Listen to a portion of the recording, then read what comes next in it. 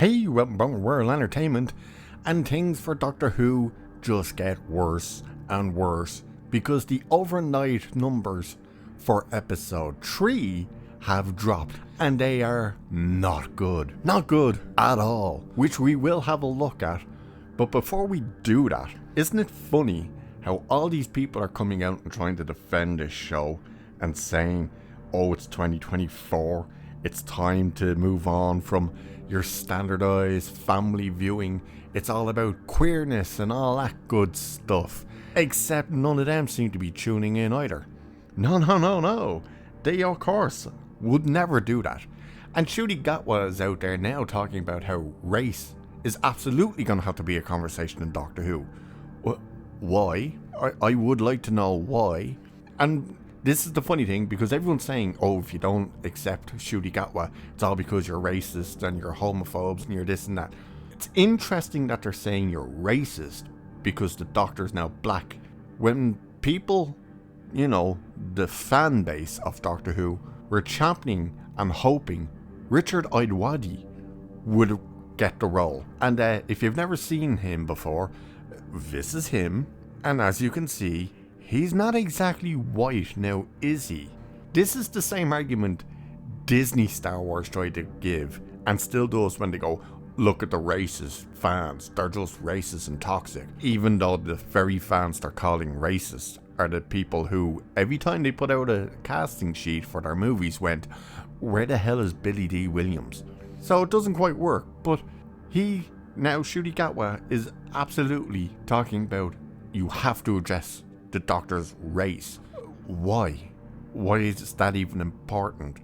Here's what he actually said, because the end of it is just ridiculous. I think that there will be no way to not. You have to address race. I think the Doctor has been, this is the first time the Doctor has been black for this long, and he tends to spend most of his time on Earth. It's a favorite of his. And so, it would be essential to explore race within this tenure.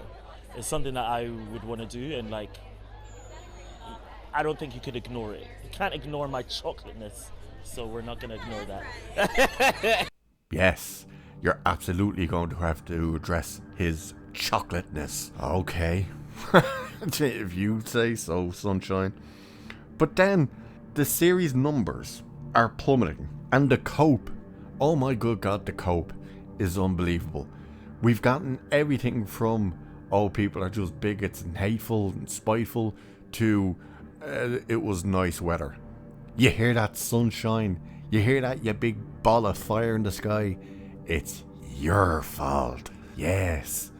Even though the show apparently premiered at midnight. Yeah, I don't think many people were sunbathing on the beach at that time. However, episode 1 opened with a miserable 2.6 million views. Overnight numbers, because we haven't got the actual full numbers. So these are the overnight numbers. Episode 1 and 2 dropped together. And from episode 1 to episode 2, it lost 200,000 viewers. It gets worse, because now episode 3 has come out, which I believe was called Boom, the return of Stephen Moffat. It dropped yet again to 2.04 million. That's right, from episode 2 to episode 3, this show has lost 400,000 viewers. Wow. Remember when Jinx Monsoon said, good riddance, who needs you, you bigots? For every one of yous that walks away, 3 to 4 new fans will arrive to watch representation. Where exactly are they at? I need to know. But again, this is where it becomes a problem, because Ncuti Gatwa, once again, in the beginning, was saying all the right things about how the Doctor needs to be protected, how the legacy needs to be protected, and how it needs to continue to be a family show, and all about the family. You don't believe me? Have a look at him saying it himself. That is daunting, taking on a role with a lot of history, which is where my anxiety has came from, because you want to do a good job, because this show lives in people's hearts, rightfully so, because it's a magical show. and it is our show. It's a British show. It's part of our family, and you don't want to let the family down. So, yeah, I was very nervous to kind of keep this beloved, sacred thing beloved and sacred. Yeah, so you see there that he was actually saying all the right things. And the funny thing is, the hate and cope that people are trying to send in all of our directions, it's absolutely hilarious. So, the last Doctor Who video I did got absolutely blasted in the comment section by people who were just, oh darling, who hurt you? Oh, this isn't your world anymore. And all this type of crap, and it's like, wow, if only all of you spent more time actually watching the show, it might actually be successful.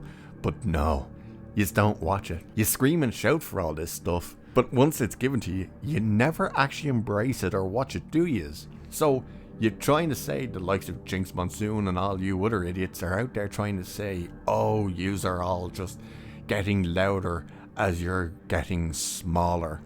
Well, in fact, you are the ones that are just loud, because you cannot stop talking about your sexual ambiguity and who you are and what.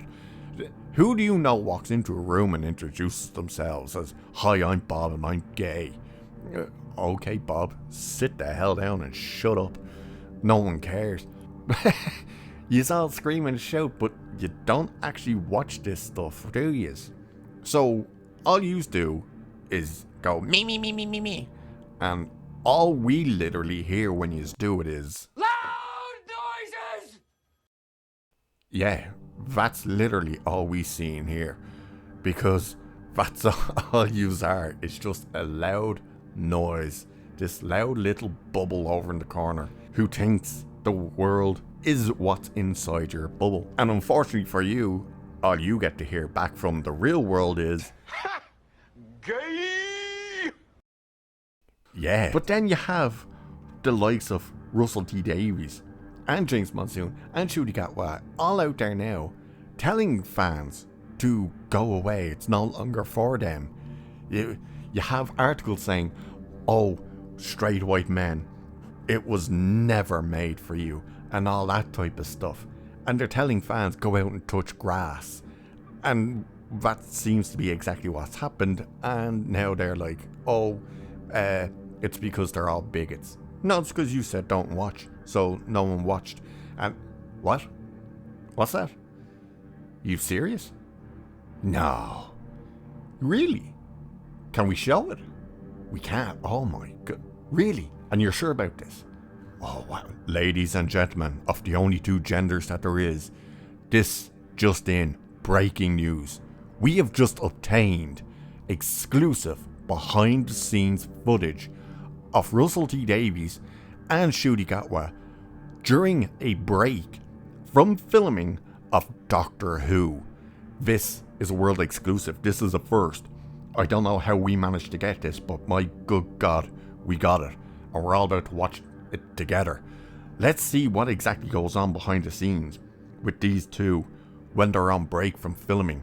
This comes exclusive to us.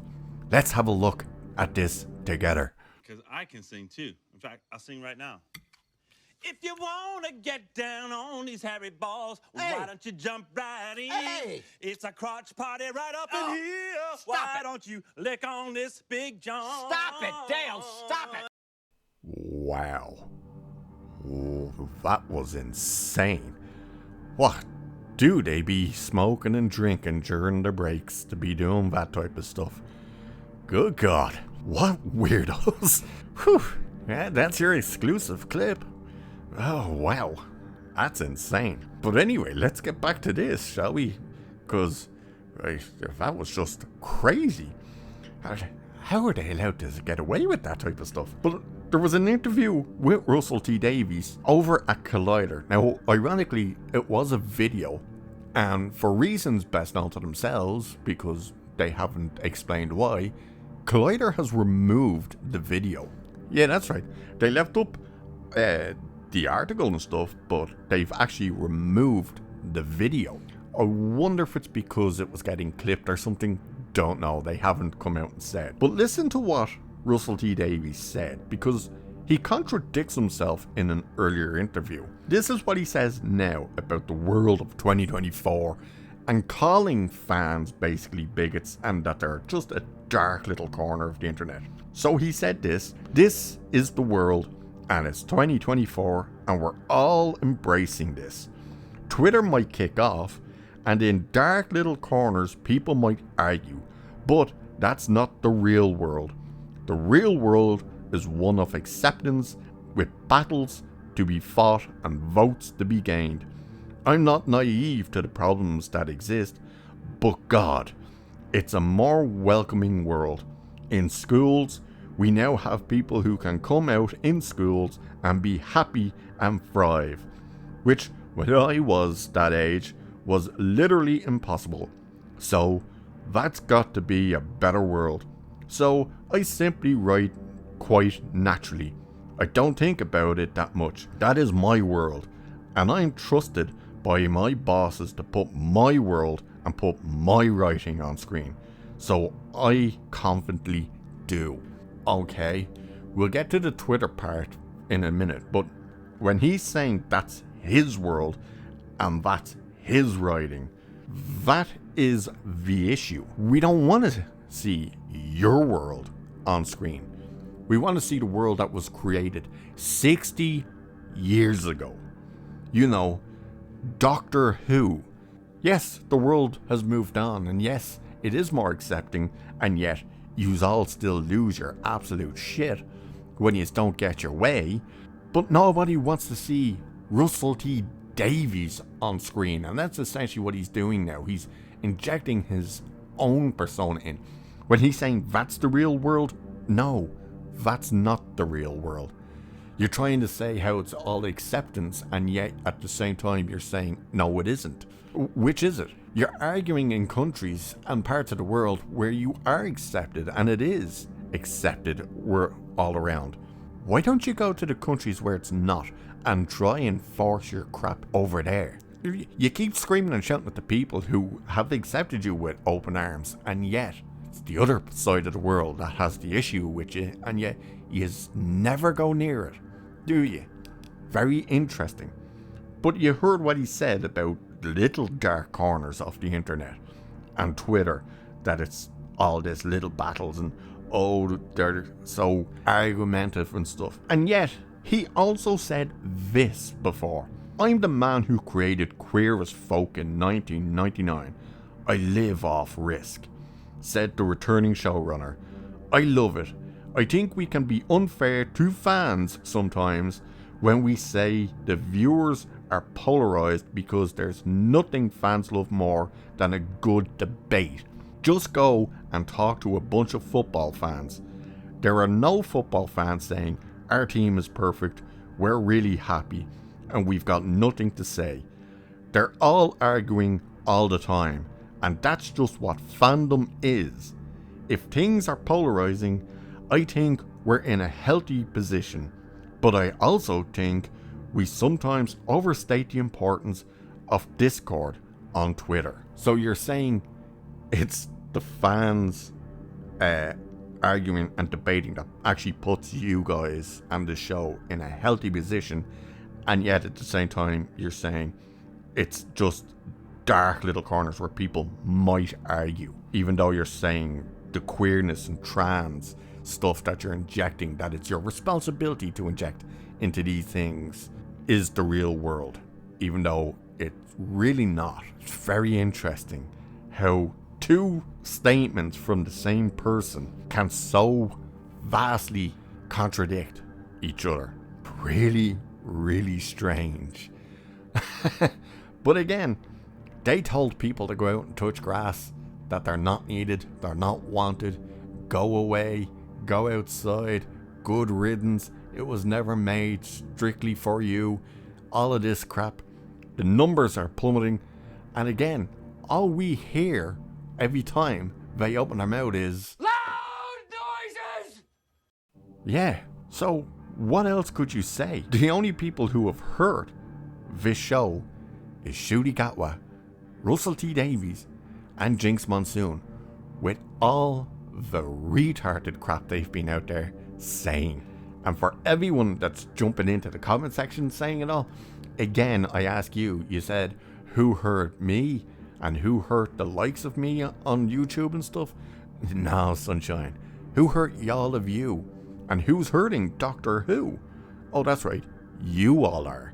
Because yous aren't tuning in to boost those numbers, are you? Oh, and for the people who are really trying to make massive cope about the Christmas special numbers, how it took 3 weeks for them to release the full numbers. And everyone's like, no, they didn't. It took 2 days like it always did. No, it didn't, you fucking cabbage. You literally are a window licker if you think it took that quick of a time. It took 3 weeks for them to release the official, what they say are the official number, because you know they were doing a bit of him and Han behind the scenes to boost those numbers, because it normally takes only upwards of 7 days to release those numbers, and they have not done so. And here we are again with episodes 1 and 2 of this new season, and those full numbers still haven't come out either.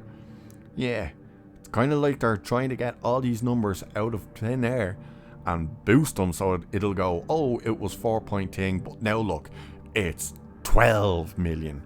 Yeah, press X to doubt on that. So, with that, So long, gay boys. and I'll leave it there for this one. So cheers, and I'll catch you in the next one.